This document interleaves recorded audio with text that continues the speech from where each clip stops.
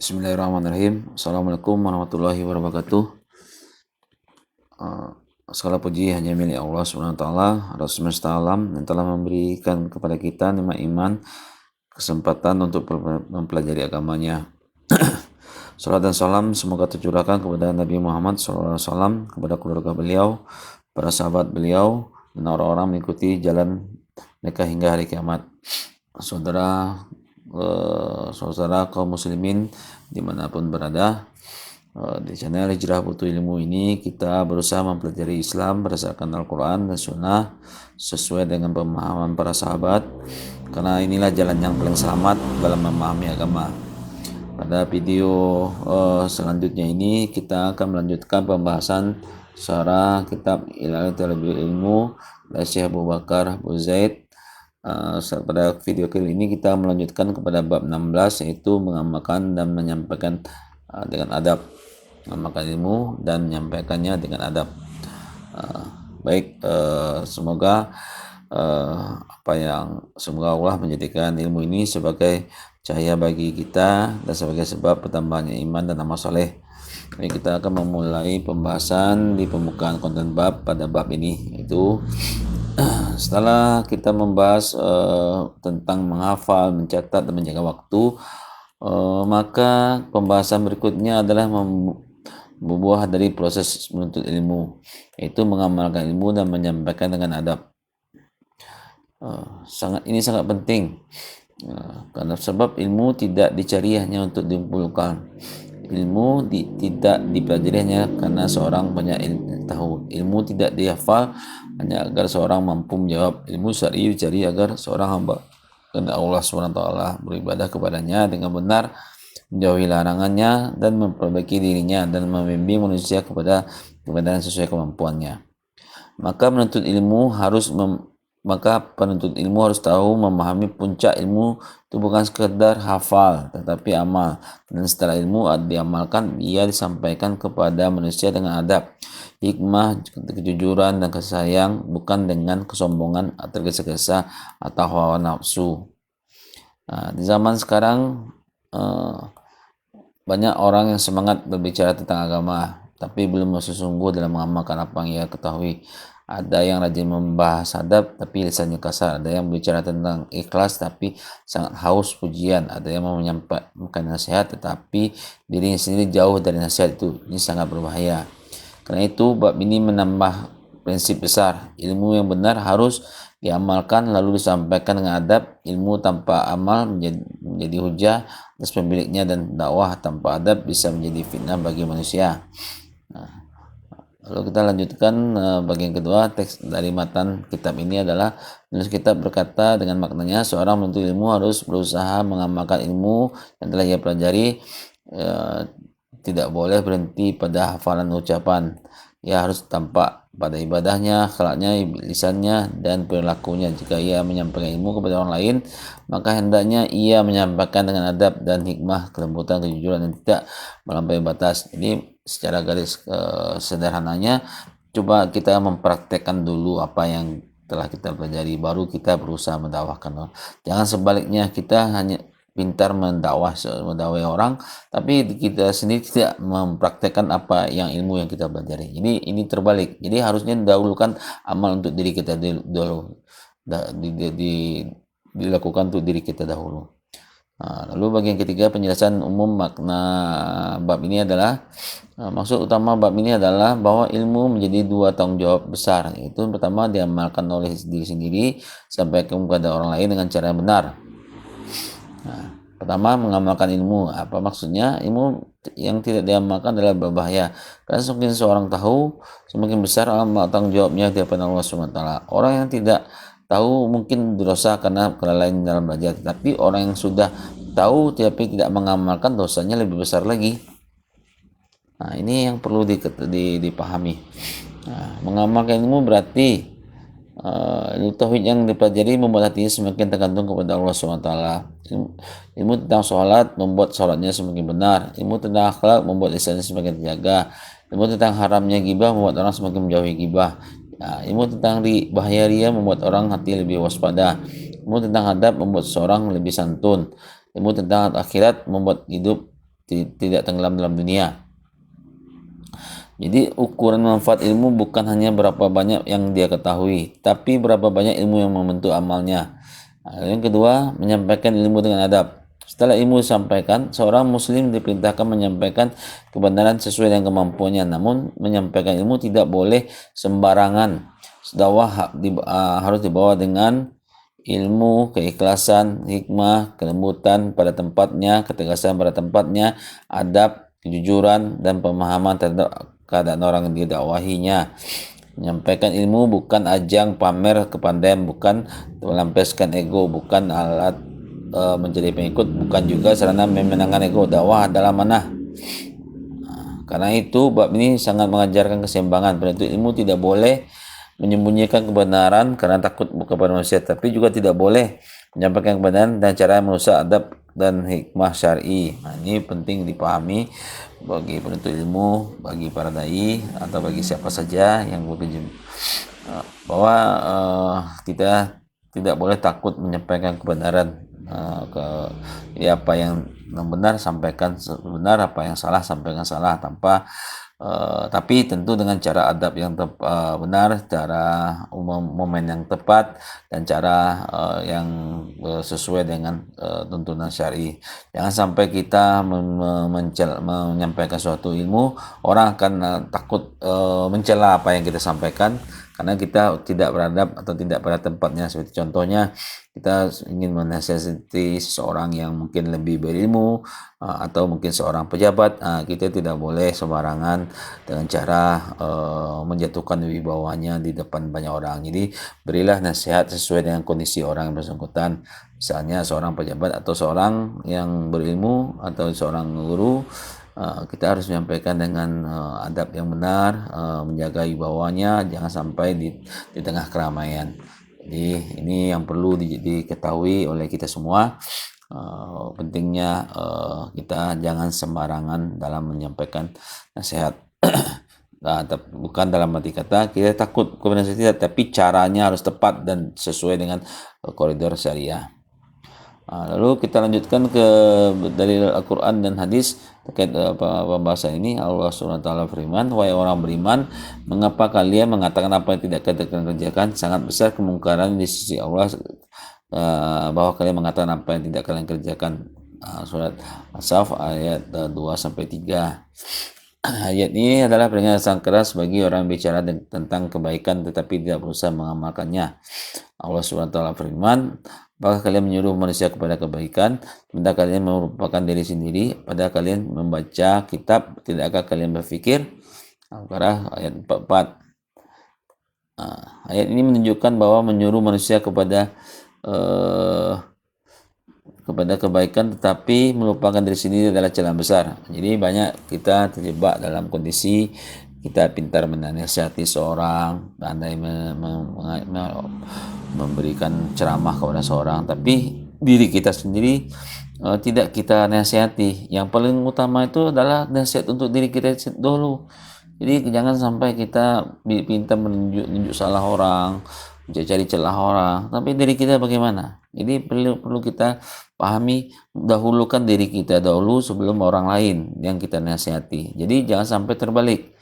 Kita bisa berjam-jam menasihati orang, tapi diri kita sendiri banyak tidak kita kerjakan apa yang kita nasihatkan. Ini suatu hal yang sangat fatal, dan itu sudah diberi peringatan oleh Allah seperti ayat Al-Baqarah 244 tadi.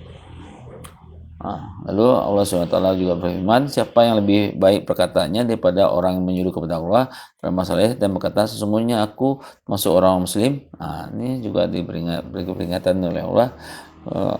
Quran Al-Fusilat ayat 343 ayat 33. Ini sangat penting. Orang yang paling baik ucapannya adalah orang yang menggabungkan 3 hal sekaligus, menyuruh kepada Allah SWT, bermasalah, dan menampakkan ketundukan sebagai seorang muslim.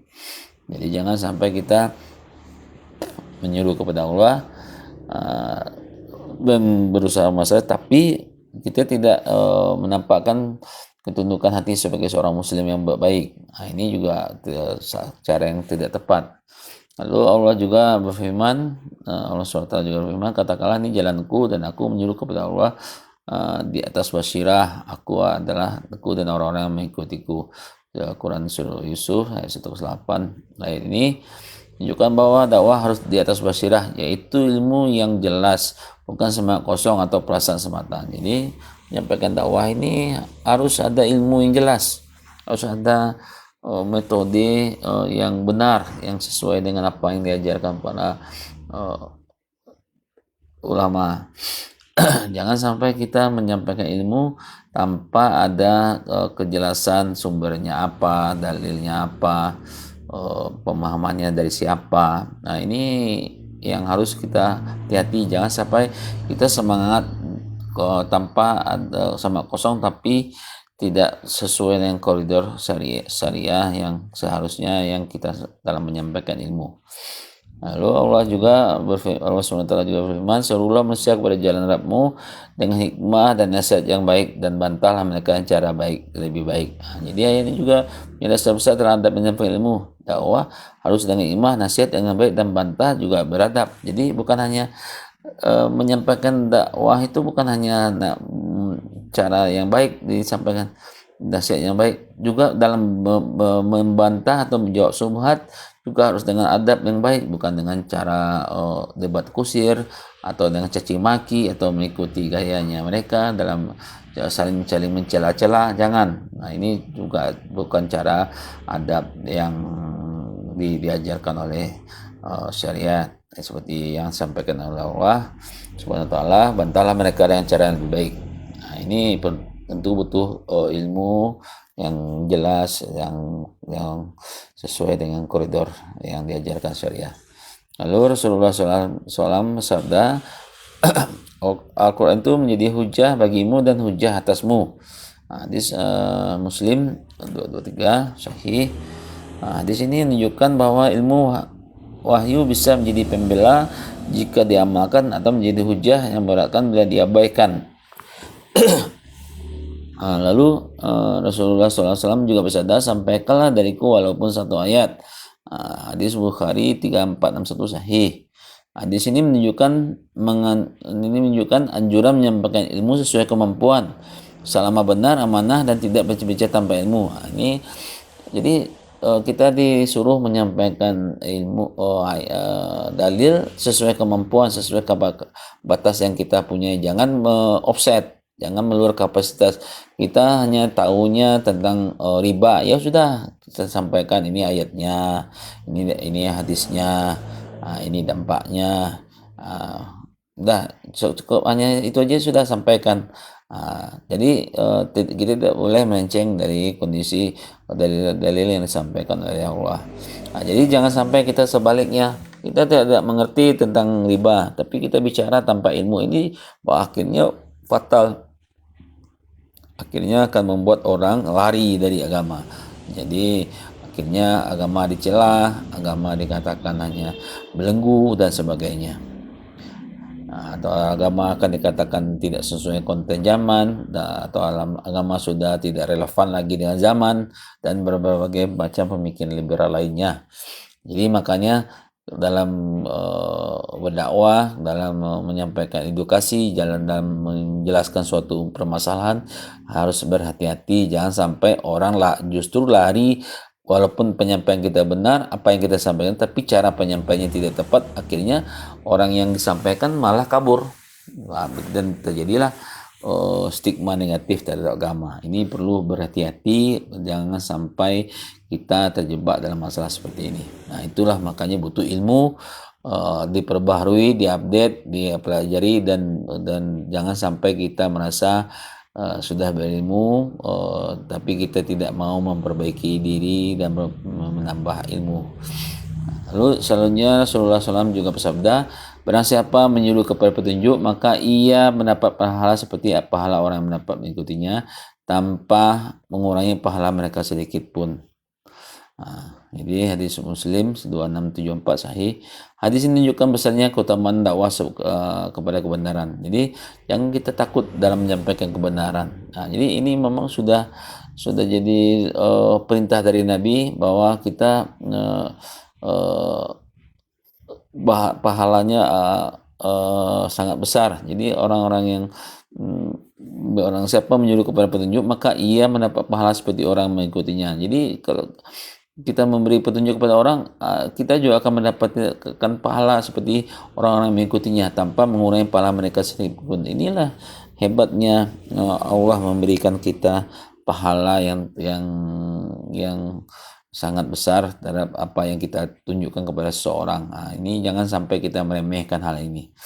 Lalu selanjutnya Rasulullah SAW juga bersabda, barang siapa menunjukkan kepada kebaikan, maka ia mendapatkan pahala seperti orang mengerjakannya. Ini juga penting dipahami. Jadi ditunjukkan besarnya pahala orang membimbing manusia kepada kebaikan. Rasulullah SAW juga bersabda, sesungguhnya kelembutan tidaklah ada pada sesuatu melainkan dihiasi, dan tidak ada cabut dari sesuatu yang melainkan membuatnya buruk. Hadis Muslim 2694. Di sini menunjukkan kaidah penting dalam adab menyampaikan ilmu. Kelembutan pada tempatnya adalah hiasan dakwah. Lalu kita lihat apa saja penjelasan para ulama terkait pembahasan ini. Imam Bukhari rahimahullah 2656 wafat, dalam Sahih Bukharinya membuat bab tentang ilmu sebelum ucapan dan amal. Makna besarnya sangat jelas. Amal dan ucapan harus dibangun di atas ilmu. Lalu Imam Nawawi rahimahullah juga menjelaskan dalam kitab beliau Riyadhus Shalihin banyak menyusun bab-bab tentang ikhlas, amal, dakwah, nasihat dan adab. Ini menunjukkan bahwa ilmu tidak dipisahkan dari amal dan akhlak. Lalu Ibnu Rajab Al-Hanbali rahimahullah juga menjelaskan dalam kitab beliau Jami'ul Ulum wal Hikam menjelaskan bahwa banyaknya kaidah besar tentang ilmu, amal, niat dan nasihat. Makna globalnya adalah amal lahir harus mengikuti ilmu dan ilmu harus memperbaiki hati. Lalu kita dengar juga penjelasan dari Ibnu Qayyim terkait pembahasan ini dalam kitab beliau Mifah Daris Sa'adah, jelaskan bahwa makna bahwa ilmu yang bermanfaat adalah ilmu yang melahirkan amal, rasa takut kepada Allah Subhanahu wa taala dan perbaiki hati. Jika ilmu tidak membuahkan amal, maka manfaatnya belum sempurna. Lalu Syekh Ibnu Taimiyah juga menjelaskan dalam kitab beliau Majmu' Fatawa, menjelaskan secara global bahwa membangun ilmu di atas yang benar dan amal soleh, maka seseorang tidak hanya cukup mengetahui kebenaran tetapi harus mengikuti dan menyuruh kepada kemampuannya. Kesimpulannya para ulama sunnah selalu mengkaitkan ilmu dengan amal dan dakwah dalam adab. Benar tidak berhenti di lisan tetapi turut amal dalam membimbing manusia. Analisa ilmiah dan logika syar'i terhadap penjelasan ini. Mengapa ilmu harus diamalkan? Dan tujuannya ilmu adalah petunjuk. Jika seorang mengetahui jalan yang benar tapi tidak menempuhnya, maka ilmu tidak tidak menyelamatkan dirinya, bahkan bisa menjadi beban terhadap Allah SWT. Perumpamaannya seperti ini, orang yang tahu jalan keluar dari kebakaran, tetapi ia tidak bergerak. Pengetahuannya benar tapi tidak diamalkan, ia celaka. Demikian pula dengan ilmu agama, mengetahui tauhid tidak cukup tanpa mentauhidkan Allah SWT. Mengetahui dosa, haramnya dosa tidak cukup jauhinya. Mengetahui sunnah tidak cukup tanpa mengikutinya. Kemudian mengapa ilmu harus disampaikan dengan adab?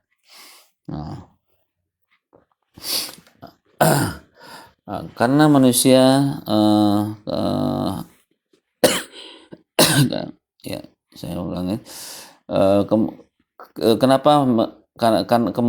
Mengapa ilmu harus disampaikan dengan adab? Karena manusia bukan hanya mendengar isi, tapi juga merasakan cara kebenaran memang tetap benar walaupun dibawa oleh dengan cara yang buruk. Tapi cara yang buruk tidak menjadikan sebab manusia lari kebenaran. Maka petunjuk ilmu harus hati-hati. Dakwah membutuhkan keseimbangan. Tegas dalam prinsip, lembut dalam penyampaian pada tempatnya, jelas dalam hukum, adil dalam nilai, tidak menipu manusia dengan kata-kata manis, mengabulkan syariat, tidak pula tanpa hak manusia menjadi jauh, tidak pula kasar tanpa hak hingga manusia menjauh dari ilmu tersebut. Adab bukan berarti melemahkan kebenaran. Hikmah bukan berarti menyimpulkan syariah. Kelembutan bukan berarti membiarkan kemungkaran. Tetapi ketegasan juga bukan berarti boleh kasar, zalim, dan merendahkan manusia tanpa hak.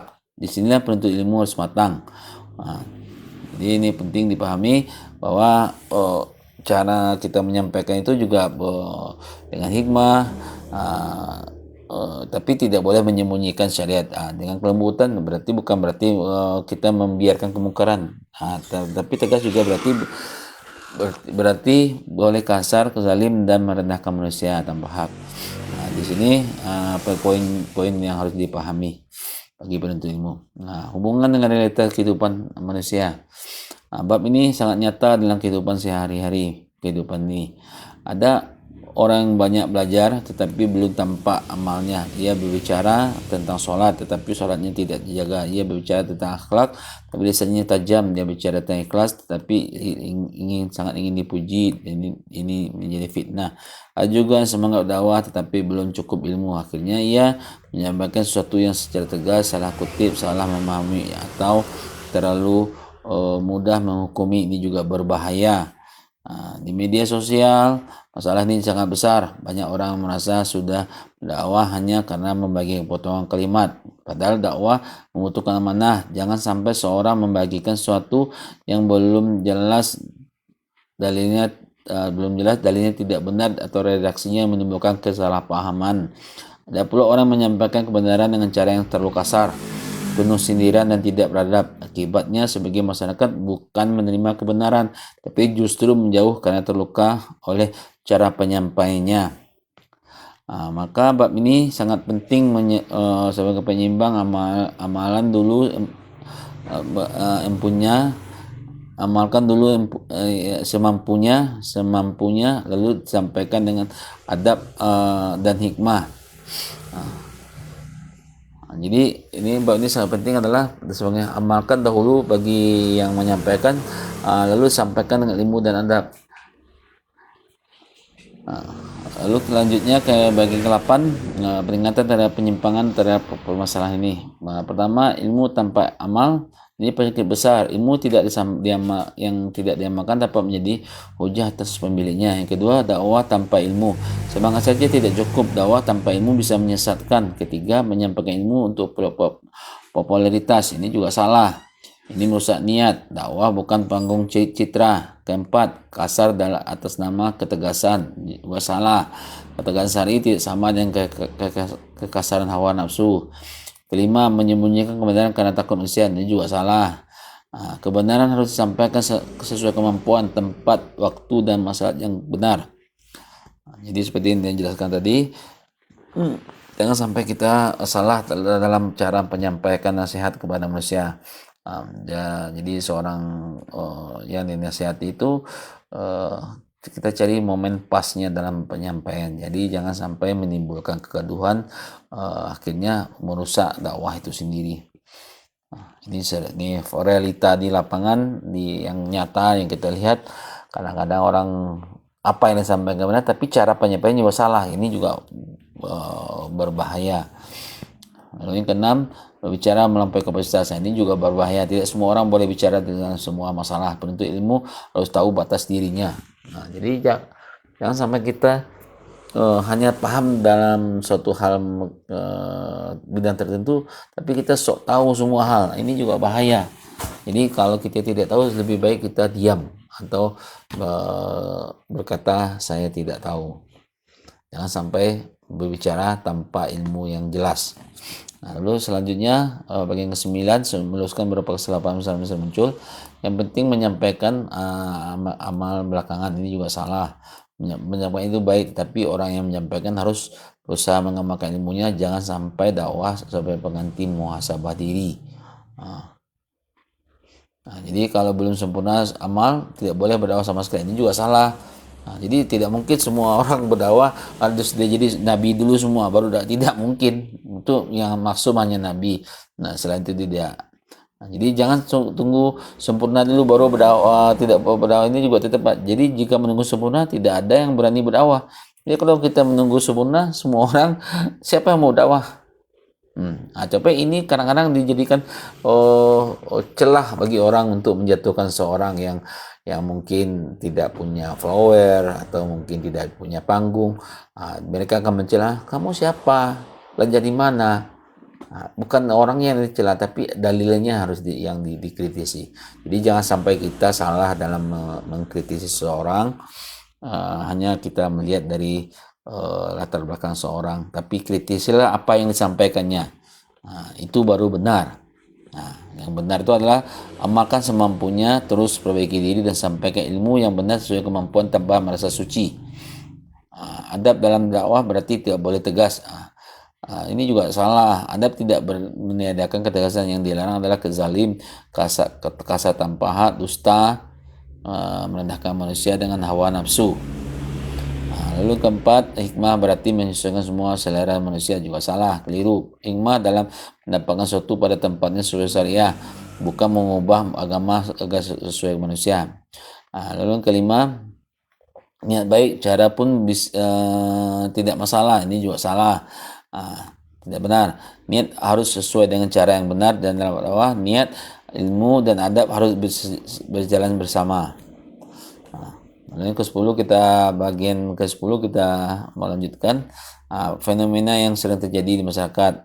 Fenomena ini terjadi dalam banyak penyampaian agama, tapi tidak selalu dibarengi dengan ilmu, adab yang cukup. Sebab-sebabnya, pertama, mudahnya akses media membawa semua orang cepat tampil. Kedua, budaya populer mengharga kecepatan berbicara lebih daripada kedalaman ilmu. Ketiga, sebagian orang lebih sibuk membagikan nasihat daripada mengamalkannya. Keempat, banyak orang belum memahami perbedaan antara tegas dan kasar. Kelima, sebagian orang menjadikan dakwah sebagai identitas sosial, bukan amanah akhirat. Dampaknya terhadap umat adalah masyarakat bingung melihat orang berdakwah tetapi amalnya lemah. Kebenaran tampak benar diterima dibawa dengan cara yang buruk. Munculnya banyak ucapan agama yang tidak diteliti. Dakwah kehilangan wibawa, ilmu menjadi bahan konten, bukan pembinaan hati. Karena itu bab ini mengembalikan yang benar, belajar, lalu mengamalkan, sampaikan dengan adab. Ini urutan yang benarnya, kita belajar, amalkan, lalu sampaikan dengan adab. Jangan terbalik. Jangan salah prioritas. Kita tidak menyampaikan dengan kita justru menyampaikan sesuatu itu dengan cara kasar, padahal kita tidak pernah mengamalkannya, apalagi belajar. Ini bahaya. Ini banyak yang terjadi, yang kita lihat ya. Realita yang kita lihat sangat menyedihkan. Adab tidak ada, mengamalkan juga tidak, apalagi belajar.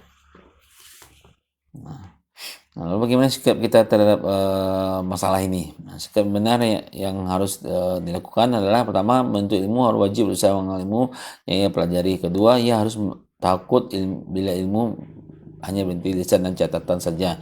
Ketiga, ia boleh menyampaikan ilmu sesuai kemampuan selama benar, amanah, dan tidak melampaui kapasitas. Ini perlu motivasi bagi siapa saja. Jangan sampai kita menunggu sempurna dulu, atau menunggu gelarannya S3 dulu baru menyampaikan ilmu, atau menunggu follower banyak dulu baru menyampaikan. Itu juga tidak mungkin. Jadi semuanya itu ada tahapannya, semua ada proses belajar. Jadi sampaikan.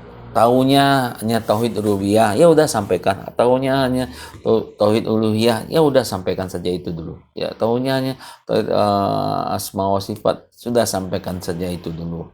Nanti secara bertahap belajar lagi. Jadi jangan menunggu tahu dulu semua kitab baru menyampaikan, juga itu tidak tepat. Jadi sebaiknya itu secara bertahap. Apa yang kita tahu hari ini kita sampaikan, amalkan dahulu, lalu sampaikan kepada orang, kepada lingkungan, pada siapa saja yang kita bisa dakwahkan.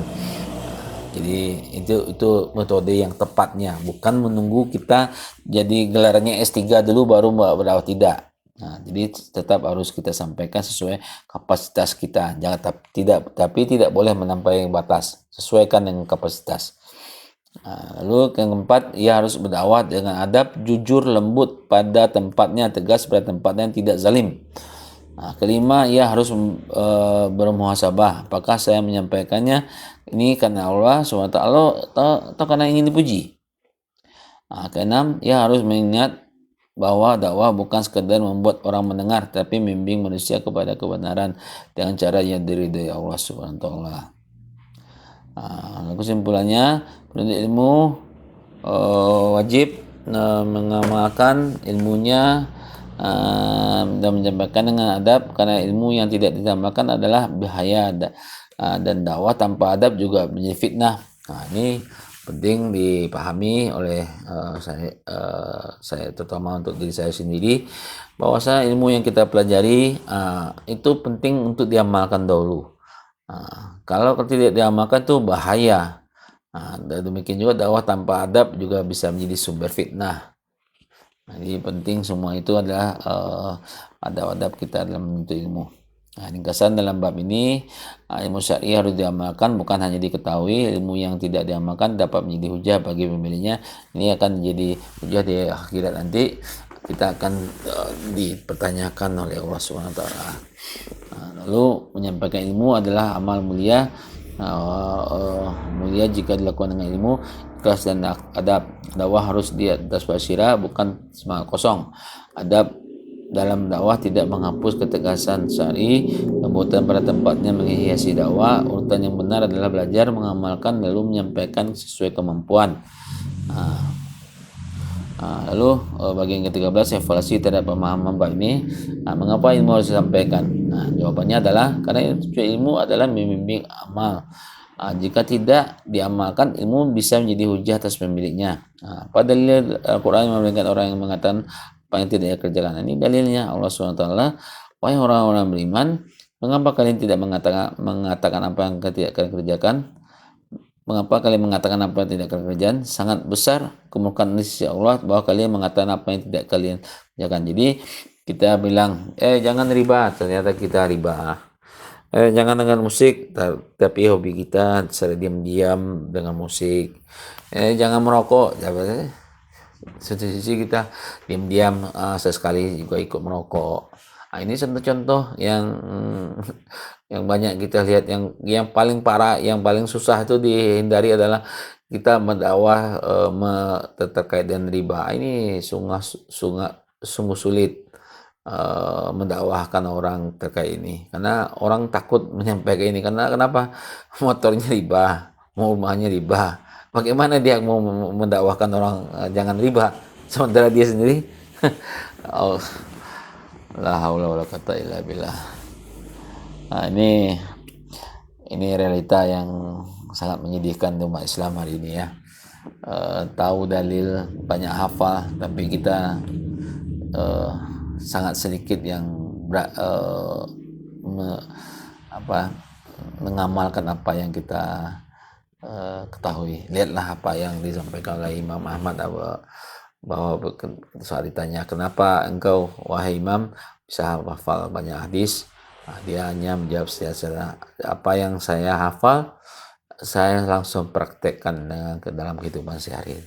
Bagaimana kita yang tidak hafal hadis yang sekian banyak, sedangkan hal yang sepele aja kita tidak mampu mengerjakannya. Inilah pentingnya ilmu dipraktekkan untuk diri sendiri dulu, baru kita dakwahkan kepada orang lain. Jangan sebaliknya, kita pintar berbicara retorika ini itu, tapi diri kita sendiri bagaimana? Ini yang harus kita koreksi diri kita. Lalu yang ketiga, terkait evaluasi pembahasan bab ini, apa dalil bahwa dakwah harus di atas basirah? Jawabannya Allah SWT, katakanlah ini jalanku, aku menyuruh kepada Allah di atas basirah, aku dan orang-orang mengikut, dan aku dan orang mengikutiku. Ini Quran Yusuf 108.